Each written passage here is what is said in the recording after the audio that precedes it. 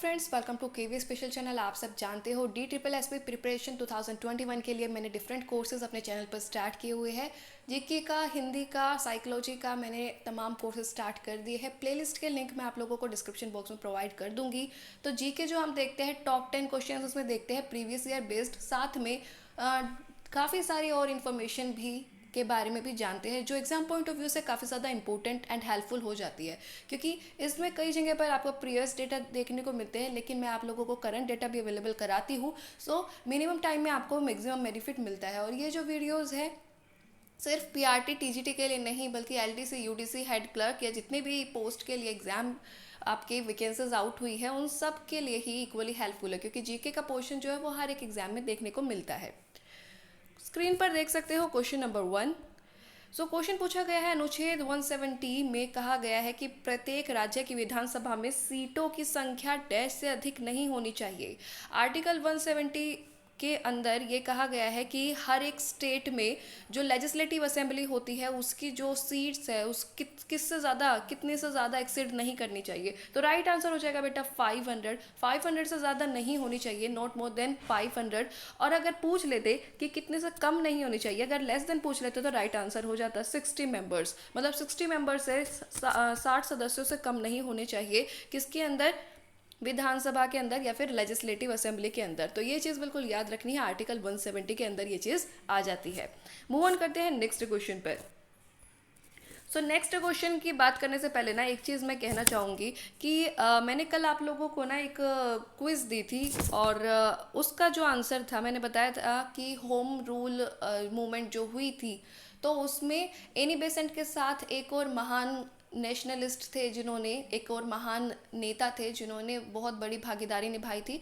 और उसका आंसर भी मैं बताना चाहूँगी, क्योंकि अगर मैं क्विज़ आपसे पूछती हूँ तो नेक्स्ट वीडियो में मेरा कर्तव्य है कि मैं आपको राइट आंसर ज़रूर बताऊँ। तो उसका आंसर था बेटा BG तिलक, मतलब कि बाल गंगाधर तिलक। तो उन्होंने भी बहुत भूमिका निभाई थी होम रूल मूवमेंट में। अब देख लेते हैं क्वेश्चन जो स्क्रीन पर आप लोगों को दिख रहा है। क्वेश्चन है बेटा, निम्नलिखित टीमों में से किसने 2018-19 में प्रीमियर बैडमिंटन लीग जीता। अब यहाँ पर पूछा गया है प्रीमियर बैडमिंटन लीग से। कल जब मैं करा रही थी तो उसमें से क्वेश्चन था IPL से आपका, ठीक है, जो आपका क्रिकेट का होता है, और यहाँ पर पूछा गया है बैडमिंटन लीग के लिए और ये पूछा गया है 2018-19 के लिए। तो 2018-19 में बेटा जीता है बेंगलुरु रैप्टर्स ने। और साथ ही आप लोगों को एक चीज़ और बताना चाहूँगी, यहीं से आपका याद हो जाएगा 2020 का भी, कि 2020 में भी जो प्रीमियर बैडमिंटन लीग के जो चैंपियन रही है वो रही है कौन सी टीम, बेंगलुरु रैप्टर्स ही। तो अगर आप लोगों से पूछा जाता है 2020 में प्रीमियर बैडमिंटन लीग किसने जीता, तब भी राइट आंसर क्या हो जाएगा, बेंगलुरु रैप्टर्स हो जाएगा। और साथ में बताना चाहूँगी कि रनर अप कौन रहे या इन्होंने किसको हराया था फाइनल में। तो बेटा हराया था इन्होंने नॉर्थ ईस्ट वॉरियर्स को।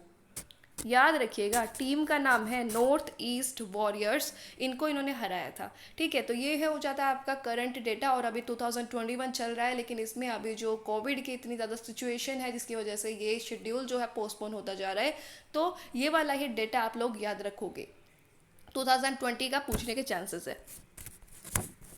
स्क्रीन पर आप लोग देख सकते हो इस वीडियो का क्वेश्चन नंबर 3 पूछा गया है भारतीय ऑस्ट्रेलियाई गणितज्ञ, मतलब कि इंडियन ऑस्ट्रेलियाई जो आपका मैथमेटिशियन है अक्षय वेंकटेश, बहुत नाम प्रचलित हुआ था इनका को डैश के क्षेत्र में उनके योगदान के लिए 2014 में नोबेल पुरस्कार मिला।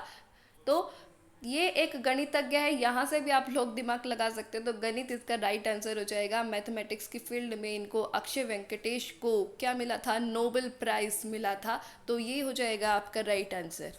मूव ऑन करते हैं नेक्स्ट क्वेश्चन पर। स्क्रीन पर आप लोग देख सकते हो अक्सर ये चीज़ें पूछ ली जाती है कि कौन सा जो एथलीट है ना वो कौन से गेम से ताल्लुक़ रखता है। तो यहाँ पर पूछा गया है संदीप बयाला डैश के लिए अर्जुन पुरस्कार प्राप्त करने वाले पहले व्यक्ति बने या पहले व्यक्ति थे। ठीक है, तो वो है जूडो के लिए संदीप बयाला जो है वो जूडो खेलते हैं, जूडो से रिलेटेड है। तो इसी तरीके के बहुत सारे क्वेश्चंस अक्सर पूछ लिए जाते हैं। ठीक है, तो एक क्वेश्चन यहाँ पर देना चाहूँगी कि ना एक बार पेपर में आया था, KVS के पेपर में आया था आई थिंक। तो पेपर में आया था कि उसेन बोल्ट जो है ना वो किस गेम से रिलेटेड है या किस चीज़ से रिलेटेड है, क्या करते हैं वो एथलीट जो है। तो वो चीज़ आप लोगों को बताना है, ठीक है, कमेंट बॉक्स में बता सकते हो। Usain Bolt related to which sports, या क्या है वो, ठीक है, स्पोर्ट्स पर्सन। तो ये वाला आप जो रिप्लाई है वो कमेंट बॉक्स में करिएगा, एक्टिव पार्टिसिपेशन करिएगा, मुझे भी अच्छा लगता है, पढ़ाने में मज़ा आता है फिर। सो स्क्रीन पर आप लोग देख सकते हो इस वीडियो का क्वेश्चन नंबर 5। क्वेश्चन पूछा गया है, राज्यसभा के 250 सदस्यों में से डैश सदस्य राष्ट्रपति द्वारा नामित किए जाते हैं।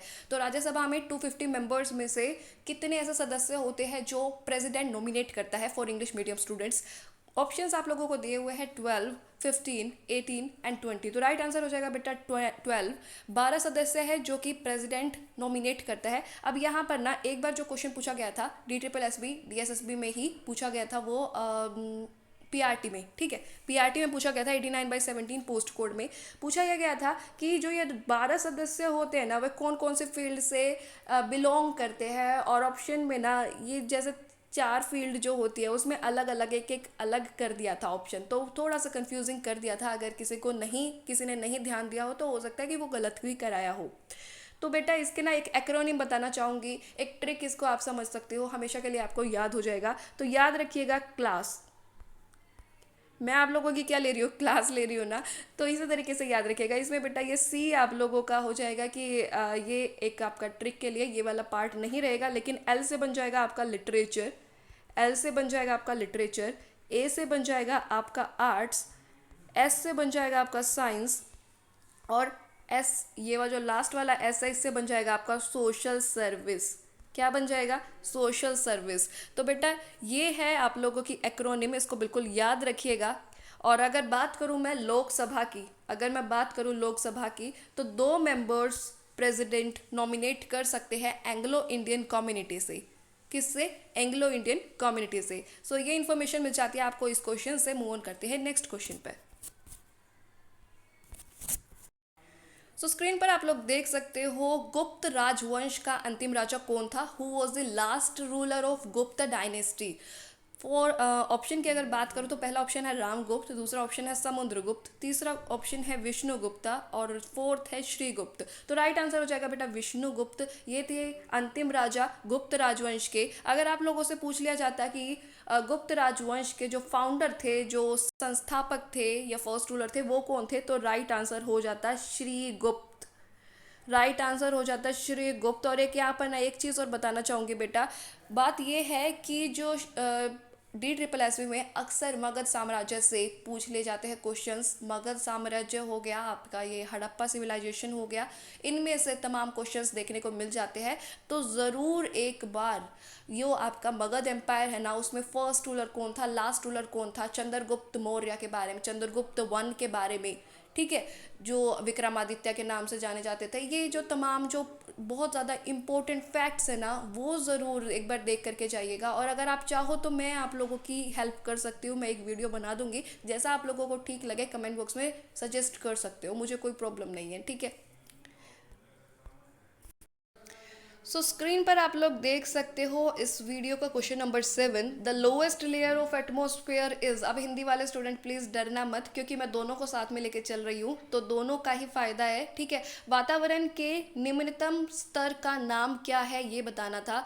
और राइट आंसर क्या हो जाएगा, ऑप्शंस आप लोग स्क्रीन पर देख सकते हो, mesosphere, thermosphere, stratosphere and troposphere. तो राइट आंसर हो जाएगा जो लोएस्ट या निम्नतम स्तर है बेटा, वो है आपका ट्रोपोस्फेयर। क्या है, ट्रोपोस्फेयर, जिसको हिंदी में कहते हैं शोभ मंडल। क्या कहते हैं, शोभ मंडल। अब ना यहाँ पर ना जो आपकी लेयर्स है, ठीक है, जो आपकी 5 लेयर्स है ना, अक्सर उसमें ना बच्चे कंफ्यूज रहते हैं, तो इसके भी मैं एक एक्रोनिम बताना चाहूँगी जिस तरीके से मैंने याद किया हुआ है, तो वही चीज़ मैं आप लोगों के साथ शेयर कर रही हूँ। तो मैंने बनाया हुआ है टसम टी। क्या बनाया हुआ है, एक तरीके से आप कह सकते हो कि इसमें मैम ये टसम टी आप कैसे बोल लेते हो, लेकिन मैं बोल लेती हूँ, और मैं इसको काफ़ी टाइम से, मतलब सालों से मुझे ये याद है, तो मैंने ऐसे ही बना दिया टसम टी। जो फर्स्ट जो अक्षर है एक्रोनिम बना दी, तो टी से बन गया हमारा ट्रोपोस्फेयर जो कि लोएस्ट लेयर है। अब ये लोएस्ट से हाईएस्ट की तरफ है, पहले तो ये ध्यान रखना, ठीक है। फिर एस से बन गया हमारा स्ट्रेटोस्फेयर, जिसको शायद संताप मंडल कहते हैं। एम से बन गया हमारा मेजोस्फेयर, टी से बन गया हमारा थर्मोस्फेयर, और ई से बन गया हमारा एग्जोस्फेयर। तो ये मैंने याद किया हुआ है, अगर आप चाहो, आपको अगर अच्छी लगे तो आप लोग भी इसको अपना सकते हो, क्योंकि कभी भी गलती नहीं होगी, फर्स्ट लेयर पूछे, लास्ट लेयर पूछे, सेकंड लेयर पूछे, थर्ड पूछे, आप इजीली इसको अटेम्प्ट कर दोगे। बाकी कैसी लगी आप लोग भी बता सकते हैं। अगर और कोई ट्रिक हो तो कमेंट बॉक्स में बिल्कुल शेयर कर सकते हो, क्योंकि मैं भी आप लोगों की हेल्प करूँगी और बाकी बच्चों को भी बताऊँगी। तो उससे क्या होगा कि हर एक बच्चा ग्रुप लर्निंग करेगा। स्क्रीन पर आप लोग देख सकते हो इस वीडियो का क्वेश्चन नंबर 8। क्वेश्चन पूछा गया है बायोलॉजी से, सिलोप्सिडा इज अ सब फाइलम ऑफ। तो पूछा गया है कि सिलोप्सिडा जो है वो किस चीज़ की एक उपजाति है। तो बेटा ऑप्शंस दिए हुए हैं pteridophyta, Thallophyta, bryophyta and gymnosperms. तो राइट आंसर हो जाएगा टेरिडोफाइटा। अब टेरिडोफाइटा की थोड़ी सी अगर बात करूँ तो बेटा ये जो होते हैं ना, ये वेस्कुलर प्लांट्स होते हैं जो कि स्पोर्स की हेल्प से रिप्रोड्यूस करते हैं, जो कि स्पोर्स की हेल्प से रिप्रोड्यूस करते हैं, और इनके अंदर फ्लावर्स या सीड्स नहीं आते, इसलिए इनको क्रिप्टोगेम्स कहते हैं। क्या कहते हैं? क्रिप्टोगेम्स कहते हैं। हिंदी वाले स्टूडेंट्स भी सोच रहे होंगे कि मैम इतनी इंग्लिश बोल रही है। तो बेटा ये स्थलीय पादप है जो कि संवहनी क्रिप्टोगम्स है, ठीक है, जो कि संवहनी क्रिप्टोगम्स है। तो ये याद रखिएगा। और सिलोप्सिडा की अगर मैं बात करूँ तो ये जो है ना ओल्डेस्ट नॉन वेस्कुलर प्लांट्स है, बहुत ही पुराने हैं, जो कि इसके ज़्यादातर जो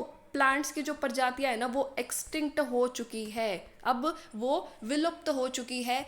बहुत कम इसकी जो लिविंग स्पीसीज है वो बची हुई है। तो ये ओल्डेस्ट है, ओल्डेस्ट वेस्कुलर प्लांट की ही जो प्रजाति आप इसको कह सकते हो, सिलोप्सिडा। मूव ऑन करते हैं नेक्स्ट क्वेश्चन पर। स्क्रीन पर आप लोग देख सकते हो इस वीडियो का क्वेश्चन नंबर 9, जिसमें लिखा हुआ है Sunda deep is the deepest point of dash ocean. अगर हिंदी की बात करूँ तो इसमें बेटा आपका सुंदा गर्त या फिर सुंदा गर्त कुछ भी लिख के दे सकते हैं। और पूछा गया है कि ये जो है डीपेस्ट सबसे गहरा पॉइंट है कौन से सागर का।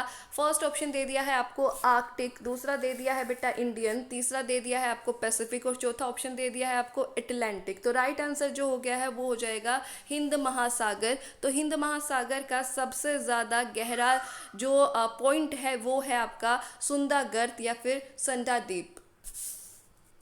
मूव ऑन करते हैं नेक्स्ट क्वेश्चन पर। स्क्रीन पर आप लोग देख सकते हो question number 10, fiscal deficit is aimed to be at dash of the GDP in 2019 to 20। पूछा गया है कि जो राजकोषीय जो घाटा का लक्ष्य सकल घरेलू उत्पाद का कितने प्रतिशत रहा इन द ईयर 2019 to 20। ठीक है, हिंदी वालों को समझ आ गया होगा आई थिंक। ऑप्शन 1 दिया हुआ है 3.30, option 2 is 3.50, option 3 is 3.20, option 4 is 3.40। तो इसका जो राइट आंसर दिया हुआ है बेटा वो दिया हुआ है 3.40। और आप लोगों को करना क्या है, आप लोगों को बताना है कि जो फिस्कल डेफिसिट मतलब कि जो राजकोषीय घाटा है उसका जो लक्ष्य है, या राजकोषीय घाटा सिर्फ ये बताना है fiscal deficit for the year 2020 से 21। कल वाली वीडियो में मैं इसको डिस्कस करूंगी, सबसे पहले इसी का आंसर बताऊंगी। लेकिन आप लोग प्लीज़ एक्टिव पार्टिसिपेशन कीजिएगा, नेट पर सर्च करो या कैसे भी करो अगर आता है तो, लेकिन कमेंट बॉक्स में ज़रूर रिप्लाई किया करो। तो उससे क्या होता है कि ना अच्छा लगता है कि दोनों तरीके से, दोनों तरफ से ही हम एक तरीके से बात कर पा रहे हैं, इन्वॉल्व हो पा रहे हैं, लर्निंग कर पा रही है। तो पार्टिसिपेट ज़रूर कीजिएगा। जो भी आपसे क्वेश्चंस पूछती हूँ वो आपके लिए, आपके एग्जाम पॉइंट ऑफ व्यू से वेरी वेरी इंपॉर्टेंट होते हैं। आपने ये वीडियो देखी उसके लिए थैंक यू सो मच। आशा करती हूँ आप लोगों को अच्छी लगी होगी वीडियो। अगर पसंद आए तो लाइक ज़रूर कीजिएगा, ज़्यादा से ज़्यादा शेयर ज़रूर कीजिएगा। और अगर अभी तक चैनल को सब्सक्राइब नहीं किया है तो प्लीज़ सब्सक्राइब कर लेना, और सब्सक्राइब के साइड में बेल आइकन होगा उसको प्रेस जरूर करना, ताकि आपको नई वीडियोज़ के नोटिफिकेशन टाइम टू टाइम मिलती रहे। आपने वीडियो देखी उसके लिए थैंक यू सो मच। मिलते हैं नेक्स्ट वीडियो में, तब तक के लिए all the best, take care.